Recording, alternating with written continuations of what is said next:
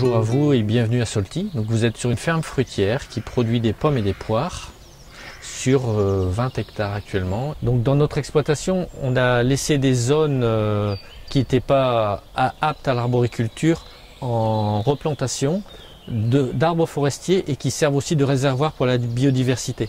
C'est-à-dire que ces zones, elles ne seront pas du tout fauchées.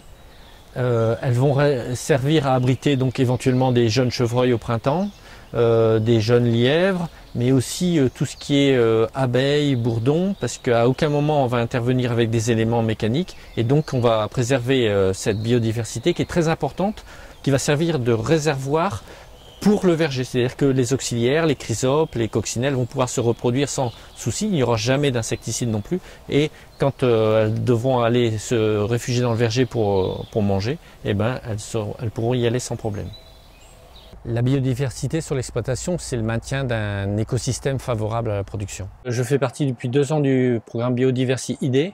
Moi, ça a quand même eu un impact, c'est de m'obliger à voir les insectes qui étaient présents sur mon exploitation, notamment les pollinisateurs. Donc à certaines périodes de la journée, les observer, faire des comptages, faire l'observation pour les faisans. Donc le chant du coq en début de saison, répertorier les jeunes dans la saison. Et puis aussi d'avoir un avis, une note de mon exploitation par rapport à cette biodiversité. Sur notre exploitation, on a 3 parcelles actuellement qui sont en jachère mellifère.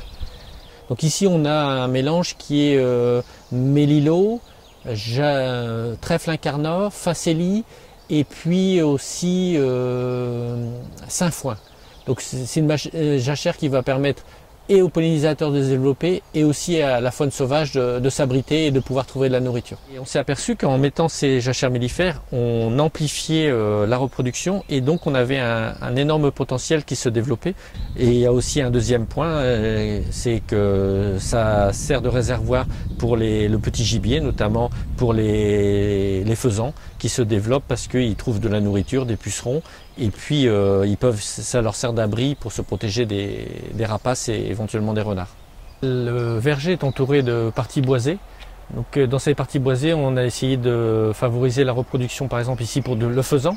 Donc, on a mis en place une volière d'envol, c'est-à-dire que les jeunes faisans en début de saison vont pouvoir venir s'abriter et se restaurer à l'intérieur de cette volière, attirés par un faisan adulte. Ils vont pouvoir, une fois adultes, s'envoler sur l'exploitation ou aux alentours, et aussi on va leur donner à manger donc avec cet agrénoir ou avec un bac pour leur donner de l'eau.